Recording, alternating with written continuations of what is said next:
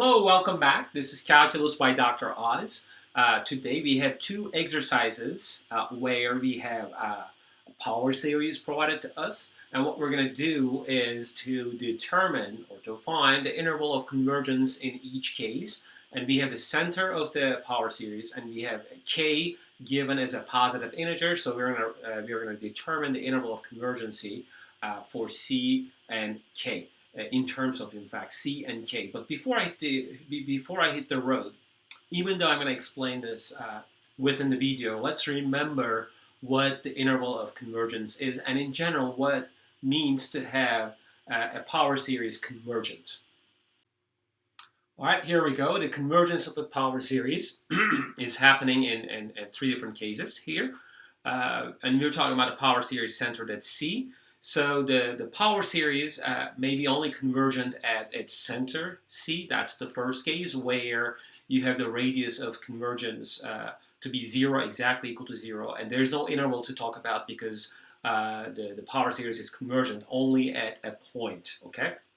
In the second case, you have a finite radius of convergence. That means from the center, you can go to r units to the right and to the left, so that makes your interval, and outside that interval the infinite series would be divergent. So so the interval of convergence is determined by the absolute value of x minus c being less than r, and whenever you are outside that interval, that means the absolute value of x minus c greater than r, you have divergency. Okay, so in the last case scenario, that's the best case scenario. The r, the radius of convergence, is infinity. What that means is that the interval of convergence is minus infinity and infinity. So the power series is convergent for all x. Okay, so to sum up, you have either like a point convergency or interval convergency, where the length of the interval is finite, and you have the convergence all over on minus infinity and infinity, so the radius of convergence is infinity. I'll talk about that more within the video, but since we have two examples, I'm going to split the video into two parts, and you will see, you will have one video for each. All right, let's start with part A. So we're being asked the interval of convergence of the power series for C and K, both positive, in fact. So the first series is this series x over k to the power of n. We can apply the ratio test, but this is for k positive. This is in fact a geometric series. So either one, you can use the geometric series test or the ratio test. You're going to get the same result, I can tell you. But let me just work through that. So here, the ratio in the geometric series test is x over k. Okay, so I want this ratio to be less than 1 for the convergency. Okay, so what does that mean? Well, x over k is in between -1 and 1. Multiplying both sides by k, be careful, I can multiply both sides by k since k is positive. If k is not positive, I can't do that trick in inequality. This is something following from algebra. Okay, so x, k, and -k. Okay.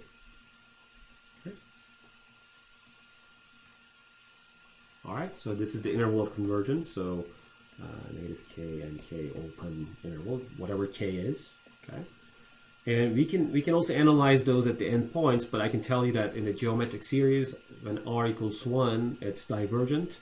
We know that, so I don't need to analyze that. But if you're curious about that, why don't you go ahead and look at x equals -k, so that you can get minus k over k to the power of n, which is -1 to the n. And for x equals k, you get 1 to the n, which is the series 1, right? These are both divergent series, and we had similar versions of those in other examples. So the interval of convergence for this problem is -k and k, okay? All right. Let's do part B in one shot in this video. So here we go. I have n factorial x minus c to the n, and you have the product of the odd numbers in the bottom. And I'm going to apply the ratio test here for a n to be equal to n factorial x minus c to the power of n 1 times, 3 times, 5 times, 2n plus 1. Okay? So the limit of the absolute value of the ratio is equal to, okay? Well, I'm going to write this for n plus 1. So n plus 1 factorial x minus c to the power of n plus 1. So it's the product of the odd numbers. This is the n term. And I should add one more odd number to the list, which is the next one, to n plus 1. I'm going to flip over the bottom an and write it as like 1, 3, 5, 2n minus 1, n factorial x minus c to the power of n. Okay, there's some cancellations going on here. This term here is equal to n plus 1 times n factorial. And this term here is x minus c to the power of n times x minus c. Okay. Well, n factorial is going to cancel this. This cancels that, right? And all the product of odd numbers up to 2n minus 1 are canceled. So this whole chunk is going to cancel this whole chunk. Okay. So let's see what survives here. At the top, I have n plus 1. I have x minus c. In the bottom, I have 2n plus 1. Okay, I can sort of like isolate the n part from the x part.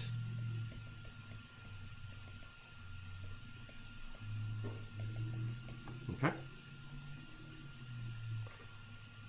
And then think about like what this limit could be. Okay.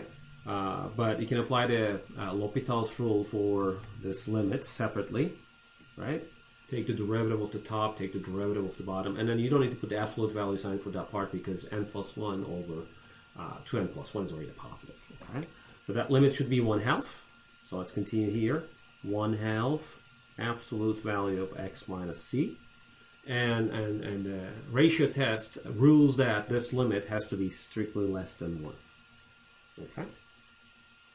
Let's try to understand what this inequality says. So 1/2 of x minus c is strictly less than 1 by multiplying both sides by 2. So you have x minus c strictly less than 2 in the absolute value, but that means that x minus c is in between -2 and 2. And by adding 2 to both sides, so this is x, c plus 2, and c minus 2. So we got the interval for x to be c minus 2 and c plus 2. Okay, so the next is, let me just write that here, c minus 2, c plus 2, and x is in between c plus 2, c minus 2.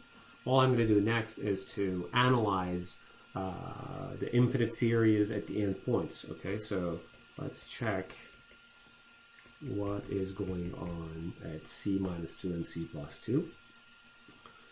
All right, let's write that, and starting from 1 to infinity, n factorial, if x equals c minus 2, c minus 2 minus c is going to be minus 2 to the power of n. And the bottom is the product of the odd numbers by 2n minus 1. And for this one, everything else is the same,